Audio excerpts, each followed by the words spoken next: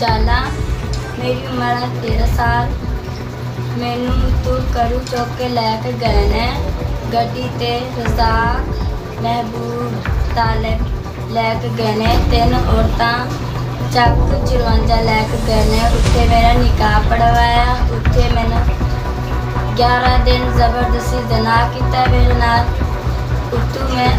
उत्ते मैं कमरे बंद किया कुटी। फिर मैं नस के उन्होंने घरों भज के आ गई हाँ।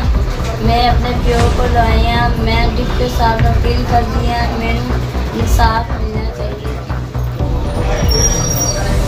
कारण मैंने सीगा मेरी बेटी सी मेरे बच्चे सीगे और मैं आया और मैंने पता लगा भी गड्डी आई सी एक सबक तेरी बेटी ने चुक के लै गए रज़ाक तालब और महबूब और चक 54 लै गए। उत्थे 11 दिन मेरी बेटी ने पाबंद रखी। मैं तरसदा रहा फोन करता रहा और मेरी किसी ने नहीं सुनी। मैं क्या मैंने धमकियां देते रहे। अगे मेरे बच्चे भी उन्होंने उत्थे कनैक्ट किए सी। मैंने कहते किसी ने बताया तो तेन जानू मार देंगे तेरी बेटी को मार देंगे और मेरे साथ बहुत जुल्म हुआ।